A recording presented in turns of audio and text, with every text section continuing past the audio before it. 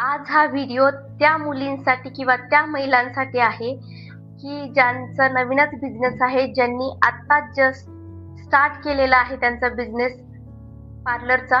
त्यांच्यासाठी हा व्हिडिओ खूप महत्त्वाचा ठरणार आहे.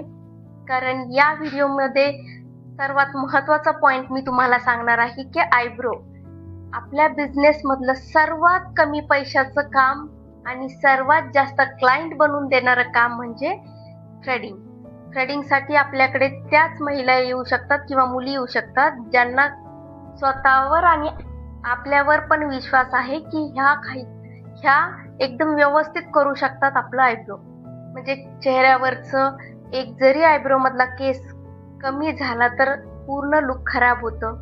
त्यामुळं जेव्हा क्लायंट आपल्याकडे येते तेव्हा आपण त्यांना व्यवस्थित पहिले विचारणं गरजेचं आहे की तुम्हाला कोणता शेप हवा आहे, तुमच्या फेसला कोणता शेप सूट होईल, तुमचे आयब्रो दाट आहेत किंवा विरळ आहेत.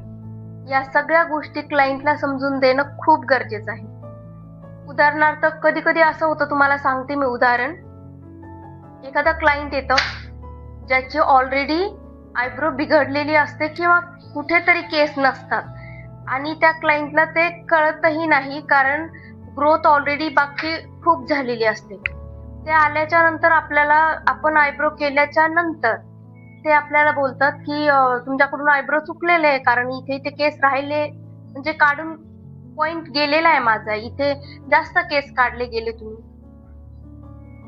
त्यानंतर तेही समजून घ्यायला तयार नसतात की त्यांच्याकडून चूक नाही आणि तुमच्याकडची चूक नाही.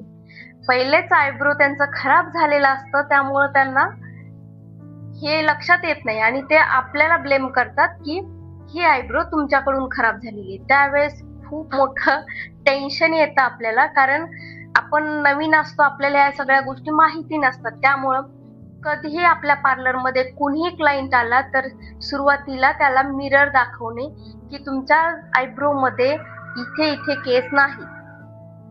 आपल्या पार्लरमध्ये जेव्हा क्लायंट येतं तेव्हा क्लायंट आपण स्वतः हँडल करायचं. ज्यावेळेस आयब्रोचं क्लायंट असणार तेव्हा, जोपर्यंत आपला बिझनेस नवीन आहे तोपर्यंत आपण स्वतः पार्लरमध्ये आयब्रो स्वतः करणं खूप गरजेचं आहे. कारण आपण ज्यावेळेस हेल्पर ठेवतो त्यावेळेस हेल्पर ज्या मुली असतील त्यांना आयब्रो व्यवस्थित येईलच असं नाही. त्यामुळं आपला नवीन बिझनेस आहे, ग्रोथ करायची आहे आपल्याला, तर थोडे एफर्ट्स आपण जास्त टाकायला हवेत आणि छोटं का असेना पण ते काम आपण खूप जबाबदारीने आणि व्यवस्थित पार पाडायला हवं. अगोदर क्लायंटला सांगणे किंवा दाखवणे की तुमच्या आयब्रो मध्ये इथे चूक आहे, इथे केस नाहीये किंवा एक समान आयब्रो नाहीये, हे अगोदरच आपण त्यांना सांगितलं तर तेही समजून घेतील आणि आपल्यालाही सोपं जातं करायला.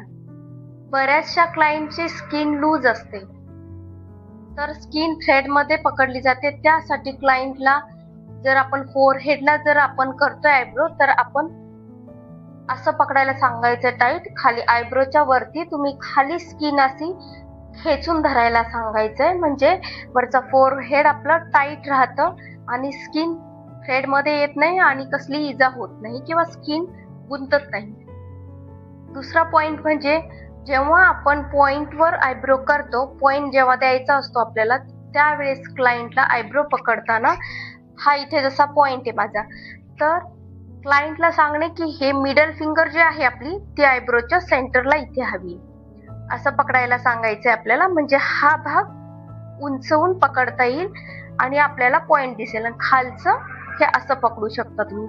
म्हणजे पूर्णपणे आपल्याला प्रॉपरली त्यांना पकडायला सांगायचंय, कारण क्लायंटला माहिती नाहीये की कसं पकडायची थ्रेडिंग किंवा कसं काय, त्यांना काहीही माहिती नसतं. ती माहिती आपल्याला द्यावी लागते. कधी कधी काय होतं, क्लायंटची पकडण्याची पद्धत चुकते आणि पॉइंट आपल्याला व्यवस्थित तो दिसत नाही. कारण पॉइंटवर जर हात पकडला तर आपल्याला बरोबर शेप कळून येतो की आयब्रोचा शेप कसा आहे. ज्यावेळेस तुम्ही पॉइंटला हात पकडत नाही, बरेचसे क्लायंट असे पकडतात, वरचा हात हा असं पकडतात आणि मग खाली असं पकडतात, तर आपल्याला हा पॉइंट लवकर कळून येत नाही. त्यासाठी क्लायंटला हमेशा पॉइंट वरती हात व्यवस्थित स्ट्रेच करून स्किन पकडायला सांगायची आहे. म्हणजे पॉइंटही चुकत नाही, आयब्रो ही दोन्ही समान आणि व्यवस्थित येतं. जेव्हा आपण आयब्रो करतो तेव्हा कायम लक्षात ठेवायचे की आयब्रोचे एक्स्ट्रा एक लाईन ठेवून आपण आयब्रो करायचे. कारण कुणाला जास्त दाट थिक आयब्रो आवडतं, कुणाला पातळ आवडतं. तर क्लायंटला अगोदर मिरर दाखवायचा आहे, त्यांना सांगायचंय मी एक्स्ट्रा एक लाईन सोडलेली आहे, तुम्हाला हवी असेल तर मी काढून देईल, पण पहा तुम्ही मी ब्रॉड ठेवलेलं आहे. हे त्यांना आधी दाखवायचंय आणि त्यानंतर जर क्लायंटचं म्हणणं असेल की आणखी एक्स्ट्रा एक लाईन तुम्ही काढू शकता, त्यानंतरच आपण एक्स्ट्रा लाईन रिमूव्ह करायची आहे.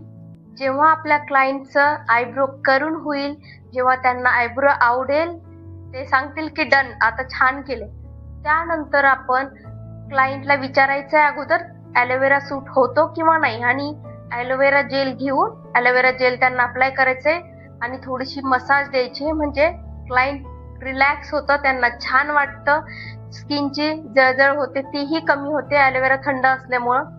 अशा प्रकारे तुम्ही आयब्रोचं क्लायंट जरी छोटंसं असलं तरी खूप महत्वाचं आहे हे क्लायंट, त्यामुळं छानपैकी क्लायंटला तुम्ही खुश करू शकता.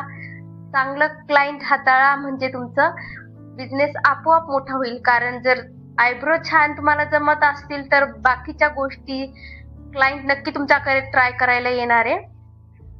जर तुम्हाला व्हिडिओ आवडला असेल तर नक्कीच कमेंटमध्ये सांगा आणि व्हिडिओला सपोर्ट करा माझ्या. धन्यवाद.